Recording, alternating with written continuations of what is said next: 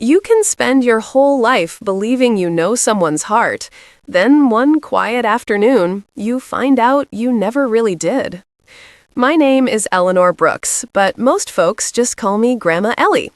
I'm 74, born and raised in Maple Hollow, North Carolina, a small town where the air smells like pine, gossip spreads faster than pollen, and everyone waves even when they don't mean it. I've lived a long life, raised 2 children, buried 1 husband, and loved 1 man for nearly 5 decades. Or, at least, I thought I did. I never planned to tell this story, but the truth has a way of sitting on your chest until you let it breathe. Maybe someone listening tonight will recognize the warning signs I ignored. Maybe my heartbreak can save yours. It all started in March of 2019. My husband, Henry, and I had been married 46 years. We built this house ourselves after he came back from service. Every nail, every board, our sweat is in these walls. We raised 2 children here, Michael and Joanna, both grown now with families of their own. I thought Henry and I had settled into that easy kind of love people dream about. He was quiet, practical, the kind of man who fixed things before you noticed they were broken. He used to bring me coffee every morning without fail, humming low as the kettle whistled. But one day, the humming stopped. Then the smiles grew shorter. Then the dinners turned silent. At first, I blamed age. Maybe he was tired, maybe bored. Retirement does strange things to men who've spent their lives working with their hands. He'd been a carpenter all his life, known across the county for his steady work. But lately, he'd started talking about helping an old friend with a project in Raleigh, 2 hours away. It sounded harmless. I didn't ask too many questions. We trust the people we've built our lives with, don't we? One Wednesday evening, he told me he'd be leaving for Raleigh that weekend. Said it was just a quick visit, 2 days tops. Don't wait up, he told me, packing a duffel with shirts I hadn't seen him wear in years. The night before he left, I baked his favorite, pecan pie, and tried to make conversation. He smiled, distracted, eyes on his phone more than on me. When I asked who he was texting, he said, "Just a buddy from work." That was the first crack in my peace. Saturday morning came, he kissed my cheek and left at dawn. The sound of the truck pulling out the driveway echoed too long. I remember standing by the window, arms folded, staring at that empty road. Something in my gut twisted tight. Around noon, I got a call from our son, Michael. "Mama, Dad's not heading to Raleigh, is he? I just saw his truck on the other side of town." I froze. "Where?" I asked. "By the old Lakeside Motel," he said. "Maybe he's grabbing lunch." But I knew better. Henry never ate lunch alone. He hated restaurant food unless I made him try it. I told Michael everything was fine. Then I hung up, heart pounding like I was 20 again. That night, Henry came home just after sunset. No sawdust on his clothes, no tools in the truck, just a faint trace of perfume, one I didn't wear. When I asked how Raleigh was, he said, "Fine, long drive." I wanted to ask more. Instead, I just nodded and set his plate on the table. He ate in silence while the clock ticked louder than usual. That was the night I learned something unsettling. Sometimes betrayal doesn't arrive with slammed doors or shouting. Sometimes it tiptoes through your home like it owns the place. And I decided that if Henry had secrets, I was going to find them, one by one, with my own 2 hands. You can ignore a bad feeling for a while, but silence has a way of screaming when you try to hush it. The morning after that strange weekend, I woke up before Henry did. He was lying there, breathing slow, the same man I'd shared a bed with for 46 years, and yet, I swear, he felt like a stranger. I stared at his face and thought, how many secrets can hide behind something so familiar? When he left for the job, I poured myself a cup of coffee and sat by the kitchen window. The house was quiet, too quiet. Even the birds outside sounded suspicious. My heart wouldn't rest. I knew if I didn't do something, that unease would eat me alive. So I did what any woman raised on instinct would do. I followed my gut. That Thursday, Henry said he had to run supplies to Raleigh again. Only this time, I decided I'd see exactly where those supplies went. I told him I was visiting my friend Margie in town. I even packed a pie so the story looked real. After he drove off, I gave him a 15-minute head start. Then I climbed into my old Buick and took the back road toward the highway.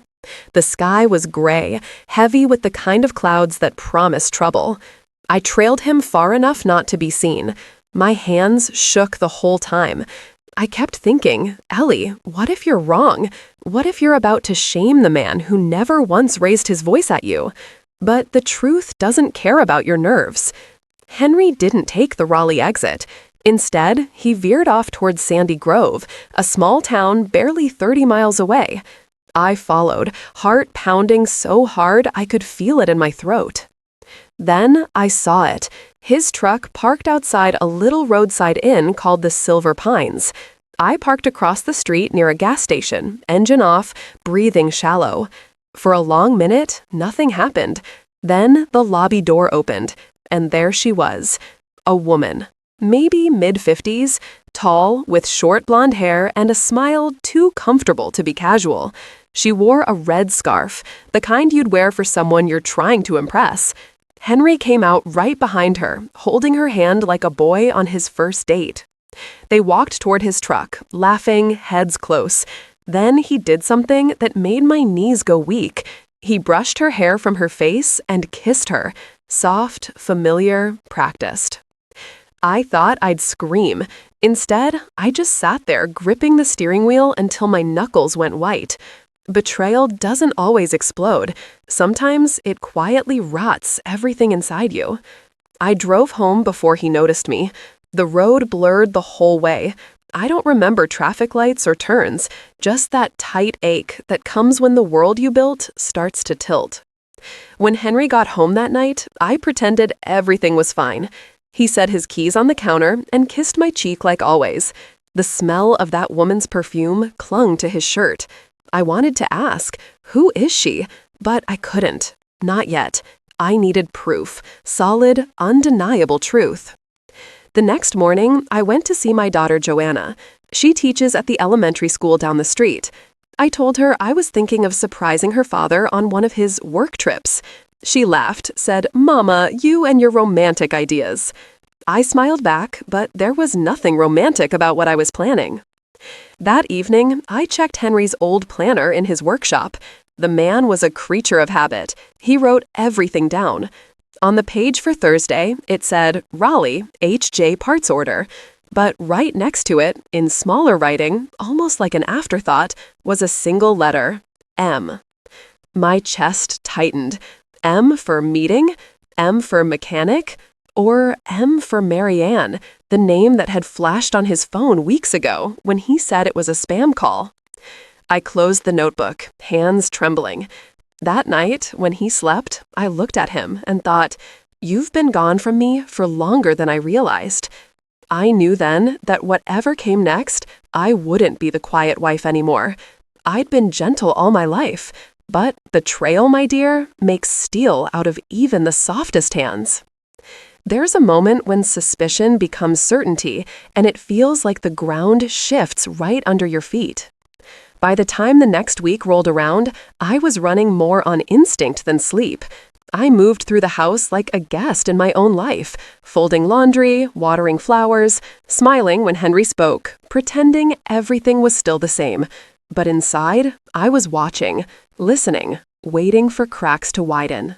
Tuesday morning, his phone buzzed on the nightstand while he was in the shower. He never left it unattended, not once in the past few months. But that morning, he did. Maybe he thought I was outside. Maybe he just got careless. Either way, the universe gave me 15 seconds to see the truth.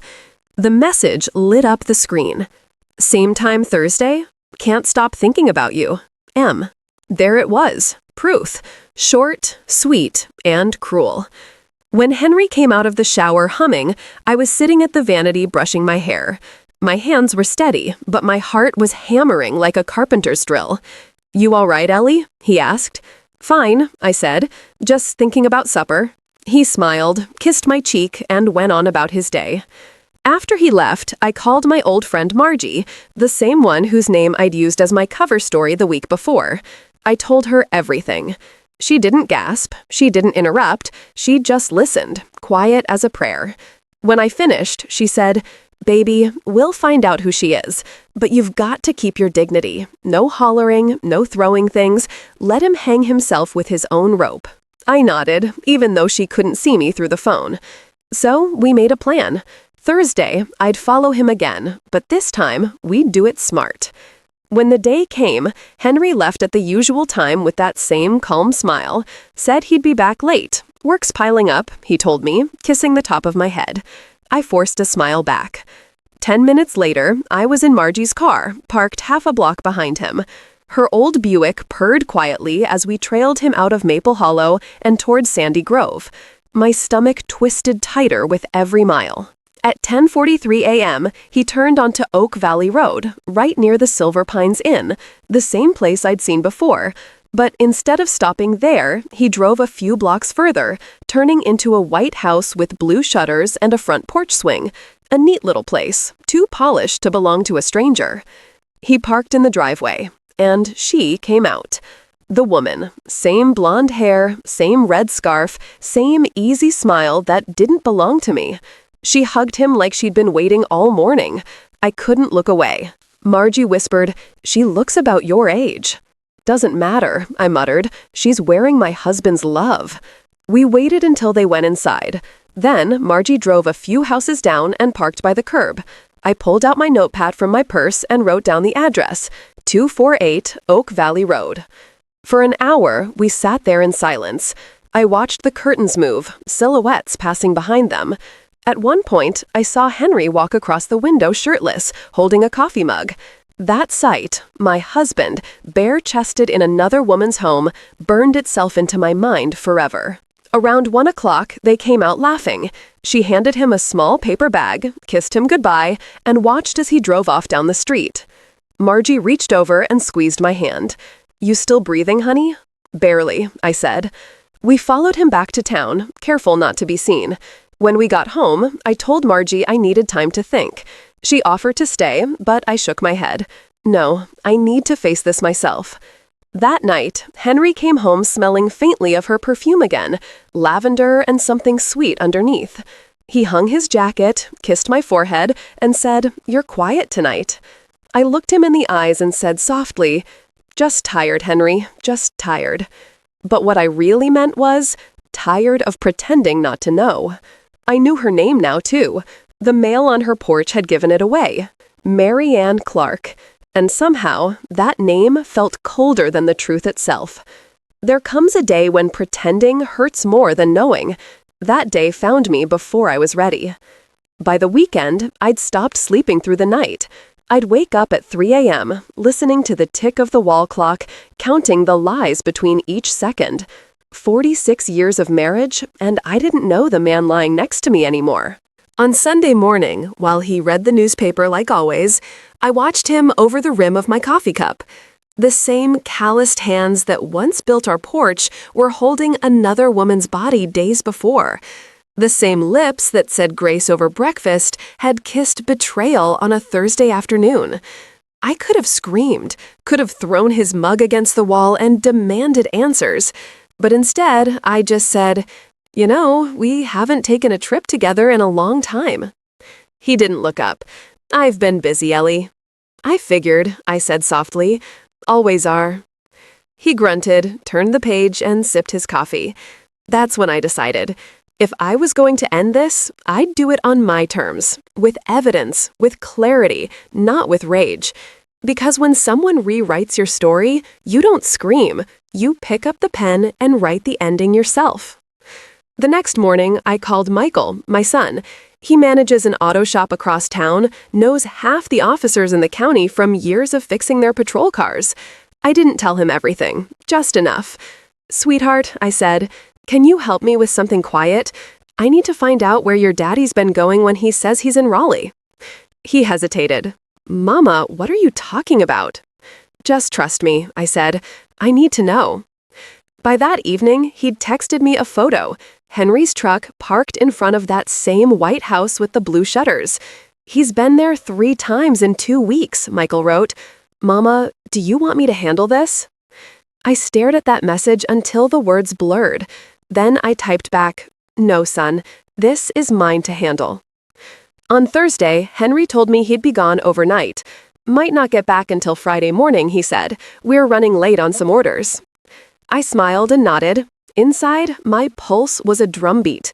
After he left, I dressed quietly, grabbed my small handbag, and drove straight to that house. I didn't care who saw me anymore. The air was thick with spring heat, heavy with the smell of cut grass. My hands were trembling on the steering wheel, but I parked right across the street. Through the open curtains, I saw him, my husband, sitting on a floral couch sipping wine. And beside him, Marianne, laughing, her hand resting on his knee like it belonged there. Something inside me cracked open. I got out of the car, crossed the street, and walked right up to that porch. My legs felt steady for the first time in weeks. I rang the bell once, twice. When the door opened, Henry froze mid-sentence. The color drained from his face. Marianne turned toward me, still smiling, unaware. Then she saw my expression, and her smile slipped away like melting wax. Ellie, Henry stammered, what are you doing here? I looked him straight in the eye, asking my husband that same question. He stepped forward. It's not what it looks like. I laughed, quiet, tired. Then I guess my eyes have been lying to me for weeks now. Marianne said softly, I didn't know she'd come. You didn't know I existed, I said, my voice trembling but clear. Don't worry, you're not the first woman who's been lied to by that man. Henry's shoulders sagged. Ellie, please, let's talk about this at home. Home, I whispered. You already built yourself a second one. I turned and walked away before the tears could show. Behind me, I heard him call my name once, maybe twice, but I didn't stop. The woman who walked back to that car wasn't the same one who had followed him weeks ago. She was finished. That night, I packed a single suitcase, my Bible, my old photo album, and the courage I'd been saving for years. I didn't know where I was going yet, but I knew I wasn't staying. When a heart breaks, it doesn't make noise like glass shattering. It's quieter, like a door closing somewhere deep inside you. That night, I sat on the edge of my bed with my packed suitcase beside me. The house was silent, except for the slow creak of the ceiling fan and the lonely hum of the refrigerator down the hall. I stared at the photos on the dresser, our wedding day, our kids as babies, Christmas mornings. Every frame felt like a lie, frozen in time. Around midnight, Henry came home. I heard the truck pull into the driveway, the front door open, then close softly. He called my name once, twice. Then he stepped into the bedroom and froze when he saw the suitcase. Ellie, he said quietly, please don't do this. Do what? I asked, not looking up. Leave? Or stop pretending I don't know about her? He rubbed his forehead, sighing the way guilty men do when they've run out of excuses. It's complicated. No, Henry, I said, finally meeting his eyes. Building a birdhouse is complicated. Cheating is a choice. He sat down on the armchair across from me. His shoulders looked smaller than I remembered, like guilt had already started eating him. I never wanted to hurt you, he said. I almost laughed. Then why did you? He didn't answer, just stared at his hands. I could see the gold ring still on his finger, tarnished, scratched, but still shining under the lamp. The same ring he'd worn while holding another woman. I gave you my whole life, Henry, I said softly, and you gave part of it to someone else. He tried to explain, said Marianne was just a friend at first, that it started after I got sick that winter, years ago, when I was too tired to do much around the house. He said he didn't plan it, that he'd found comfort where he shouldn't have. Comfort. That word stung worse than any curse, because I had spent my whole life being his comfort. I didn't yell. I didn't throw things. I just said, "You made your choice. Now I'm making mine." I stood, zipped my suitcase, and walked toward the door. He followed, begging, voice trembling, eyes red. "Please, Ellie, we can fix this." I turned around and said, "You can't patch a roof that's already burned down." Then I left. I drove to my daughter Joanna's house, arriving past midnight. She opened the door, saw the tears, saw the suitcase, and didn't ask questions. She just hugged me tight. I cried into her shoulder like a child. The next morning, Michael showed up. He already knew. I could see it in his face, the anger, the disbelief. He said, "Mama, I'll go talk to him." "No, son," I said. "Let him sit with the silence he created." The first few days were hard. The house I had built my life in suddenly felt foreign. I stayed with Joanna, slept on her couch, and tried to make sense of everything. Nights were the worst, lying awake, wondering when exactly I stopped being enough. On the third morning, I went outside to the porch with my coffee. The sky was pink and gold. Birds chirped like nothing had changed, but everything had. Joanna came out and sat beside me. "Mama," she said gently, "what are you going to do now?" I stared out at the yard. "I don't know, baby. I spent so long being someone's wife that I forgot how to just be me." She took my hand and squeezed it. "Maybe it's time to learn." I smiled faintly. She was right. Maybe it was. Later that day, Henry called. I didn't answer. He left a voicemail saying he was sorry, that Marianne meant nothing, that he wanted to start over. I deleted it without listening to the end. Because the truth is, sometimes forgiveness isn't about going back. It's about walking away without hate. That night, I wrote a single sentence in my journal. "I will not spend my last years trying to fix what someone else broke." And with that, I felt something new. Peace. Not joy yet, not closure, but peace. The kind that comes when you finally stop waiting for an apology to heal you. People think the hardest part of betrayal is the moment you find out, but it isn't. It's the mornings after, when the world goes on like nothing happened, and you're the only one walking through the ashes. I'd been living with Joanna for 3 weeks when Henry showed up unannounced. I was folding laundry in the living room when I saw his old truck through the window. That same silver Ford that once took us on family trips now looked like a ghost dragging the past with it. He stepped out holding a small box. My heart stuttered, not from love, but from the shock of seeing him on my daughter's lawn, like a man who'd lost his map. Joanna was in the kitchen. "Mama, you want me to tell him to leave?" "No," I said softly. "Let me handle it." He walked up slow, hat in hand, eyes low, like a boy caught stealing candy. "Ellie," he said, voice cracked, "I brought you something." I stood by the porch rail, arms crossed. "You don't have anything I want, Henry." He swallowed. "Please, just 5 minutes." I should have turned him away, but curiosity is a cruel thing. It doesn't leave you alone. So I nodded once. He opened the box. Inside was my wedding ring, the one I'd thrown into the jewelry drawer weeks ago. He'd had it cleaned. It gleamed like the day he first put it on my hand. I thought maybe you'd... "Don't," I cut in. "Don't rewrite what you broke. That ring means forever, and forever ended the day you kissed another woman." He looked like he might cry, and for a moment I saw the young man I married. Calloused hands, hopeful eyes, proud of the home we built. Then I remembered the lavender perfume, the lies, the motel receipts, and that image shattered. He said, "I let something small turn into something big. Marianne made me feel young again, but it was wrong. I've ended it." I shook my head. "You didn't end it, Henry. It ended you." He stepped closer. "I still love you, Ellie." "No," I whispered. "You love who I used to be for you." Joanna came outside then, her arms folded tight. "Daddy, maybe you should go."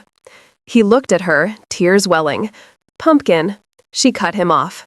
"Don't call me that." You cheated on Mama. You lied to all of us." He nodded slowly. "You're right." He turned back to me.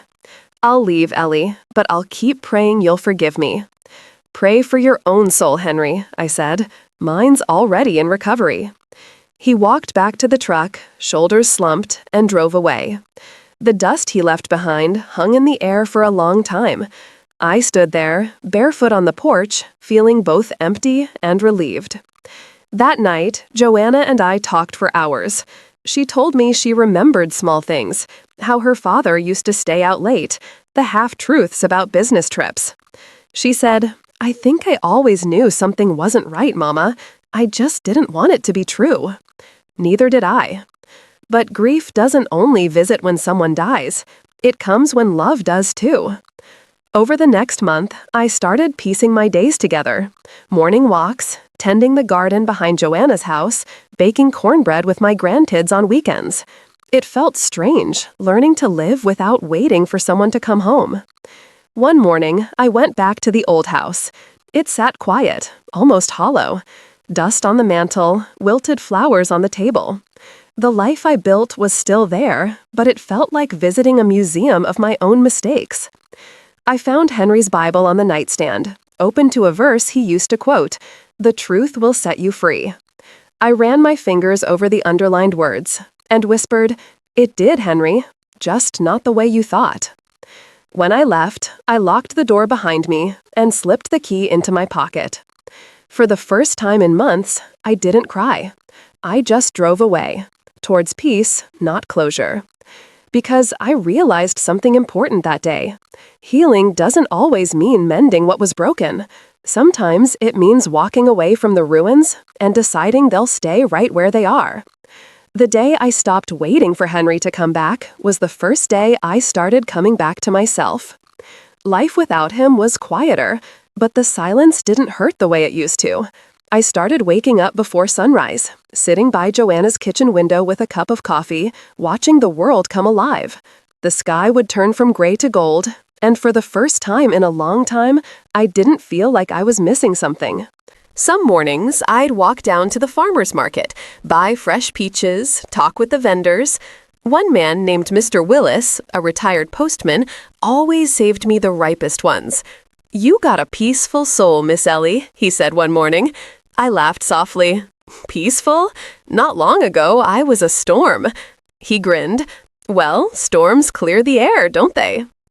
That line stayed with me, because maybe I had been a storm, tearing through my own life to make room for something cleaner. I started volunteering at the local library, helping kids with their reading. The librarian, a sweet woman named Lydia, would always say, "You have a calming way about you." I smiled, though I knew it wasn't calmness. It was survival. Henry called twice during that time. Both times, I let it ring out. The third time, he sent a letter instead. It came in a plain white envelope, no return address. I opened it slowly, hands trembling, more from habit than fear. It wasn't long, just a few lines. "Ellie, I'm moving to South Carolina to be closer to Michael. I won't bother you again, but I want you to know I'm proud of you. You always had more strength than I ever did. Henry." I sat there staring at his handwriting, familiar, shaky, and small. The man who once built me a porch with his bare hands couldn't build the courage to tell me goodbye in person. And yet, somehow, that was the closure I needed. I folded the letter, slipped it into my Bible, and whispered, "Goodbye, Henry." After that, I began fixing the little parts of me I'd neglected. I cut my hair short, like I'd always wanted but never dared. I repainted the guest room in soft lavender and filled it with flowers from the garden. I even signed up for a painting class at the senior center. That's where I met Paul. He was a widower, gentle-voiced, with kind eyes that seemed to understand quiet pain. We didn't talk much at first, just painted in silence. But one afternoon he asked, "What made you choose lavender?" I smiled faintly, "Because its smell is like forgiveness." He nodded, like he understood more than I'd said. Weeks passed, we became friends. Nothing romantic, just two old souls sitting side by side, sharing stories about broken hearts and second chances. He never asked about Henry, and I never asked about his late wife.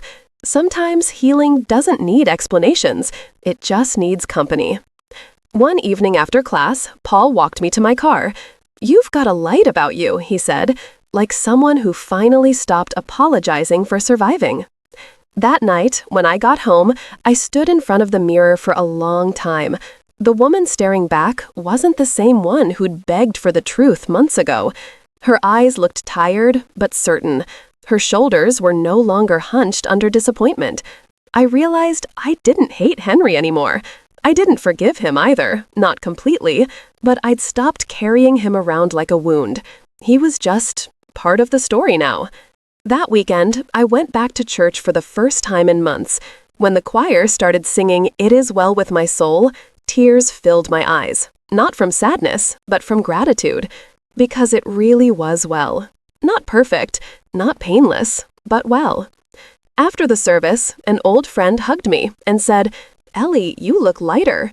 And for the first time since my life cracked open, I said the truth out loud. I am. There comes a time when the pain no longer burns. It just sits beside you quietly, reminding you how far you've come. It's been 5 years since the day I walked out of that house and didn't look back.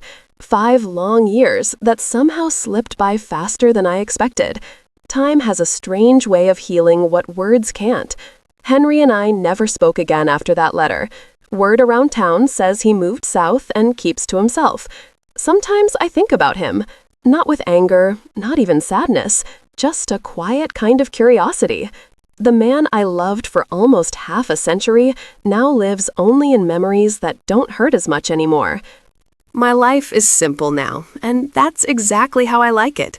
I still volunteer at the library, still bake pies for the church bazaar, and every Saturday I paint by the big window that catches the morning light. Paul and I are still friends. He brings me coffee before class, and sometimes we sit outside afterward, talking about nothing and everything. I don't call what we have love. Maybe it's something gentler. Companionship without expectation. The kind that doesn't need promises to feel safe. The truth is, betrayal didn't destroy me. It revealed me. I learned that I can stand on my own 2 feet even after the floor has been pulled out from under me. I learned that I don't need anyone to complete me. I was whole all along. I just forgot. People in Maple Hollow still whisper sometimes. Small towns never tire of recycled stories. Did you hear about Eleanor Brooks? Her husband left her for some woman in Sandy Grove. They always lower their voices, as if heartbreak might still be contagious. When I pass them on the street, I just smile and keep walking, because they don't know the rest of the story. They don't know that the woman they pity is finally at peace. One evening last fall, Joanna and I sat on her porch watching the kids chase fireflies. She looked at me and said, "Mama, I think you're the strongest woman I know." I laughed softly. Oh, baby, strength doesn't always look like lifting heavy things. Sometimes it's just getting out of bed when you'd rather disappear. She nodded, and I realized that maybe that's why I'm sharing this now. Because there's always someone out there sitting in silence, thinking they'll never heal. Someone who just found out the person they loved wasn't who they thought. If that's you, sweetheart, listen to this old woman. You will heal. You'll cry for a while. You'll replay every moment wondering what you missed. But one day, you'll wake up, make your coffee, open your curtains, and realize you didn't think about them first thing that morning. That's the day you start breathing again. And when you do, promise me this. Don't let betrayal harden you. Let it teach you. Let it sharpen your boundaries, but not your heart. Because the world still has kindness in it, and you still have so much life left to live. I don't regret loving Henry. Love, even broken, is never wasted. It made me who I am, a woman with wrinkles full of stories and a heart that refused to stay bitter.